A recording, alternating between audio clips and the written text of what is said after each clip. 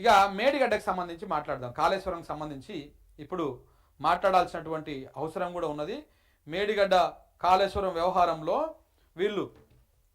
వ్యవహారంలో కాంగ్రెస్ పార్టీ చేస్తున్నటువంటి నీచ రాజకీయాన్ని మన గోతిని మనమే తోముకుంటున్నాం. కాళేశ్వరాన్ని ఎండబెట్టడం అంటే, మేడిగడ్డను కూలగొట్టడం అంటే మన గోతిని మనం తోముకున్నట్టే.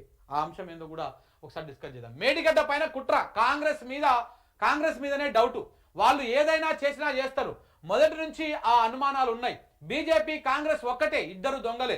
లొట్టపీస్ కేసుతోనే అయ్యేది ఏమీ లేదు. కాళేశ్వరం అద్భుతం అని సుప్రీంకోర్టు ప్రశంసించింది. రేవంత్ రెడ్డి కథ ముగిసింది. రైతులు ఆత్మహత్యలు చేసుకుంటుంటే రేవంత్ రెడ్డి మాత్రం అందాల పోటీలో బిజీగా ఉన్నారు. బీఆర్ఎస్ వర్కింగ్ ప్రెసిడెంట్ కేటీఆర్ రాసినట్టు నిన్న ఆయన అక్కడెక్కడ మన ఎక్కడికి పోయిండు, అదే నిర్మల్ జిల్లాకు పోయి నిర్మల్ జిల్లాలో మాట్లాడింది. ఆలీడికి వచ్చిరా నిర్మల్ జిల్లా కార్యకర్తలు ఇక్కడికి వచ్చినట్టుంది. అయితే ఓకే, అక్కడ మాట్లాడినటువంటి మాటలు. ఇక దాంతోపాటు చిట్చాట్ చేసిండు. దానికంటే కాళేశ్వరం పైన నీచపు రాజకీయం చేస్తా ఉన్నారు. కాంగ్రెస్ బీజేపీ దుష్ప్రచారం చేస్తున్నది.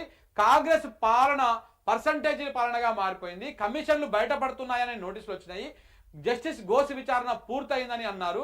మళ్ళీ ఇప్పుడు ఎందుకు పొడిగించారో చెప్పాలి.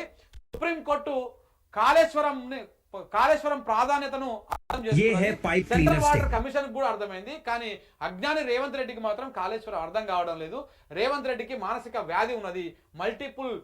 మల్టిపుల్ పర్సనాలిటీ డిజాస్టర్ తోనే ఆయన బాధపడుతున్నాడు అని చెప్పేసి మీడియాతోటి చిట్ చాట్ లో రేవంత్ కేటీఆర్ గారు మాట్లాడినటువంటి మాటలు. అయితే మేడిగడ్డ మీద నిజంగానే చాలా డౌట్లు ఉన్నాయి. ఎందుకంటే కూలిపోయినటువంటి అంశం ఏదైతే ఉందో, ఎన్నికలకు ముందు ఇది కూలడము, దీన్ని బాగా ప్రచారం చేయడము, దీన్ని బాగా సర్క్యులేట్ చేయడము, అది అయిపోయిన తర్వాత మళ్ళీ ఇప్పుడు ఆ మేడిగడ్డని రిపేర్ చేయకుండా 2 సంవత్సరాలుగా దాన్ని నాంచడము, ఇవన్నిటి వెనకాల అనుమానం ఉన్నది. నిజంగానే మేడిగడ్డని అది కుంగిందా 2 పియర్స్, లేకపోతే దాన్ని ఏమైనా చేసిరా? ఎందుకంటే ఇప్పుడు గిట్లా ఉన్నది బరాజు గిట్లా ఉన్నది, ఇట్లా పిల్లర్లు పియర్స్ ఇవి ఉన్నాయి, ఇట్లా ఉన్నాయి. ఒకవేళ కుంగితే ఇట్లా వంకగా కుంగాలే. కానీ ఈడ ఏవైతే 2 పియర్స్ ఉన్నాయో, ఈ 2 పియర్స్ మాత్రమే కుంగినాయి.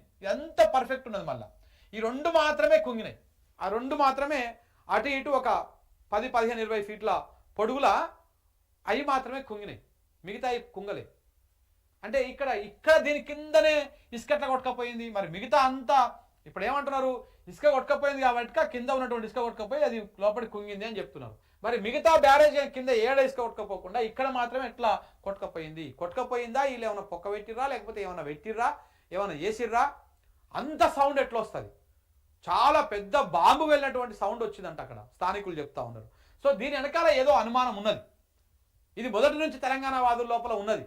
తెలంగాణ నీటిపారుదల రంగం మీద కొంత అనుభవం ఉన్నటువంటి వాళ్ళు మొదటి నుంచి అనుమానం వ్యక్తం చేస్తున్నారు. ఏదో జరిగింది, దాని కింద ఏదో అయ్యింది. అది కూడా మళ్ళా మహారాష్ట్ర బెల్ట్ సైడ్ అయింది, తెలంగాణ సైడ్ కాలే. మహారాష్ట్రలో బీజేపీ గవర్నమెంటే ఉన్నది అప్పుడు. మరి అక్కడ బీజేపీ గవర్నమెంట్ ఉన్నది, ఇక్కడ రేవంత్ రెడ్డి గారికి అవకాశం ఉన్నది, అప్పుడు కాంగ్రెస్కి గెలిచే అవకాశం ఉన్నది. కాబట్టి 2 కలిసి మిలాఖత్ ఏమైనా వేసిర్రా, లేకపోతే ఏం జరిగిందా? ఈ అనుమానాలు మొదటి నుంచి ఉన్నాయి. దీన్నే క్లారిటీ ఇవ్వాల్సినటువంటి అవసరం. ఇదే అంశాన్ని నిన్న కేటీఆర్ గారు ప్రస్తావించారు.